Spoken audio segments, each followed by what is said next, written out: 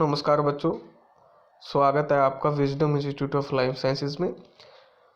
आपके लिए एक अच्छी न्यूज़ है सभी बच्चों के लिए जो लाइफ साइंसेज के आप जिस जो एस्पिरेंट है जूलॉजी बॉटनी सब्जेक्ट जिनके पास है और एमएससी प्लस नेट क्वालिफाई है या जो पीएचडी आपके जो स्टूडेंट कर रहे हैं उनके लिए एक ज़बरदस्त खबर है। आपकी इंदिरा गांधी यूनिवर्सिटी मीरपुर रेवाड़ी जिसको आईजीयू बोलते हैं वहाँ पर आपकी परमानेंट पोस्ट निकली है, assistant professor, associate professor and professor.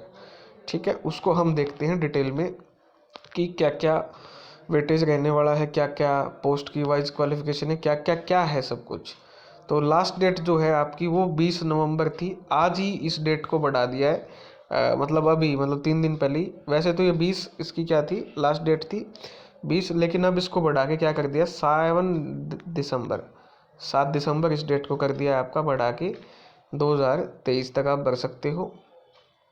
ठीक है, और जो आप एप्लीकेशन फॉर्म भरोगे उसकी हार्ड कॉपी आपको registrar Indira Gandhi university IGU को आपको पोस्ट स्पीड पोस्ट करनी है। इस चीज़ का भी आप ध्यान रखना। और जो भी इस बच्चा इस वीडियो को देखे, इस वीडियो को देखने के बाद अपनी आँखों से अपने जो नैन हैं या चक्षु हैं उनसे एक बार नोटिफिकेशन को पढ़े। ये आपसे वैसे उम्मीद भी की जाती है, आप पीएचडी स्टूडेंट है तो आप इस चीज़ को पढ़ोगे। देखिए, असिस्टेंट प्रोफेसर आपका जो लेवल 10 में आती है और एंट्री पे यानी आप जैसे ही एंटर करोगे तो 57,700 प्लस में जो बत्ते बातें मिलेंगी वो अलग, तो 70-75 हज़ार रुपये तनख्वाह हो जाती है। एसोसिएट प्रोफेसर की एंट्री आपकी 1,31,400, प्रोफेसर की आपकी 1,44,200। बहुत चक्के रह जाओगे, मतलब इतनी इतनी ज़्यादा आपकी वो है। अब सब्जेक्ट जो हमारा जो काम का सब्जेक्ट है लाइफ साइंसेज का वो है आपका बॉटनी। बॉटनी की जनरल की एक पोस्ट है आपकी। ठीक है, ये प्रोफेसर की बात कर रहा हूँ मैं पहले। उसके बाद जूलॉजी की आपकी जनरल की एक पोस्ट है। ओके, अब बात करता हूँ एसोसिएट प्रोफेसर की। एसोसिएट में बॉटनी में एससी की एक है और जूलॉजी की हमको देखनी है। जूलॉजी की भी क्या है आपकी, जूलॉजी की आपकी एक जनरल की है एसोसिएट प्रोफेसर में और एक है बीसी एक कैटेगरी की। अब बात करते हैं असिस्टेंट प्रोफेसर की।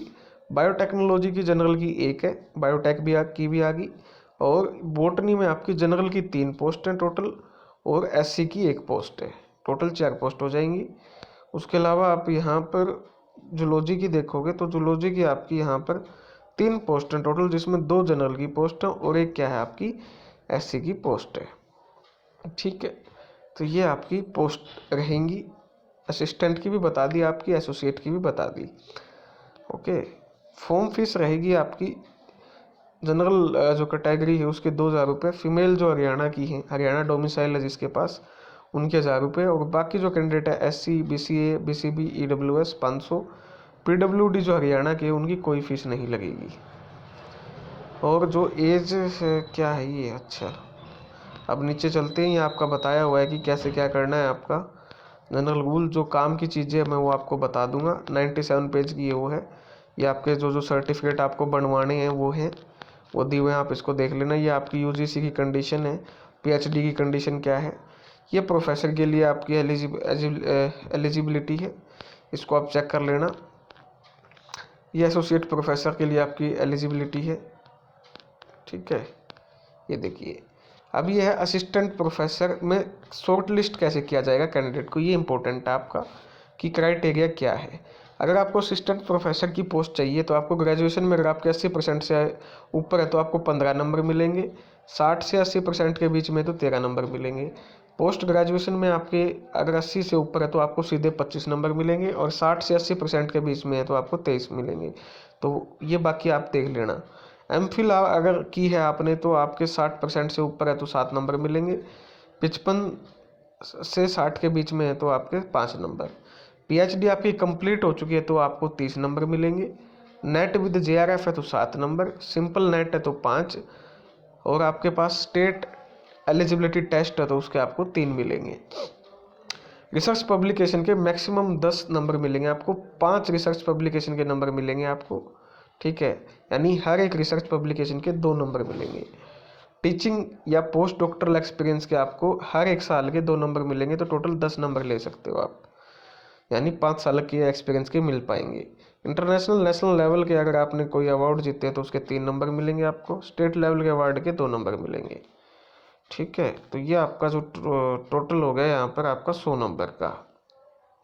इसमें से आपका क्या किया जाएगा, शॉर्ट लिस्ट किए जाएंगे कैंडिडेट। ठीक है, एमफिल प्लस पीएचडी के 30, नेट जीआरएफ सेट के 7 और इन अवार्ड कैटेगरी 3।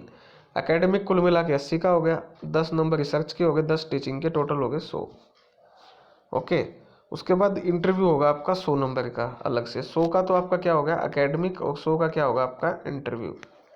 अब इस 100 के इंटरव्यू में सब्जेक्ट नॉलेज 35 का पूछेंगे आपसे, टीचिंग स्किल या प्रेजेंटेशन आपसे करवा के 20 नंबर की देखेंगे, रिसर्च जो एप्टीट्यूड होगा वो आपसे 15 का पूछा जाएगा, आईसीटी कंप्यूटर की नॉलेज 15 के क्वेश्चन पूछे जाएंगे, अंडरस्टैंडिंग ऑफ एजुकेशन सिनेरियो क्या है भारत में उस पर 15, यानी कुल मिला के जो इंटरव्यू आपका 100, टोटल आपका 100 प्लस 100 क्या हो जाएगा आपका 200 हो जाएगा। ठीक है, पावर पॉइंट प्रेजेंटेशन आपको बना के लेके आनी है 10 से 7 मिनट की। सोलिस फॉर 1 पोस्ट, एक पोस्ट पे 20 कैंडिडेट को शॉर्ट लिस्ट किया जाएगा, ये भी आपका लिखा हुआ है। एक पोस्ट के लिए कितने के लिए किया जाएगा कैंडिडेट को, आपका 20 कैंडिडेट को शॉर्ट लिस्ट किया जाएगा।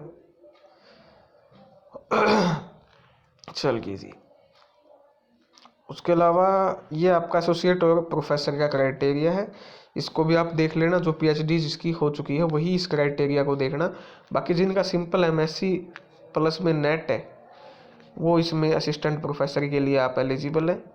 अपना स्कोर मैच कर लेना, आपके कितने बनते हैं उस हिसाब से अगर आप फॉर्म भरना चाहे तो इस फॉर्म को भर सकते हैं। ये आपके लिए अपडेट थी, उम्मीद करता हूँ आपको इस अपडेट से कुछ फ़ायदा मिलेगा। आगे के एग्ज़ाम के लिए आपको शुभकामनाएं, धन्यवाद।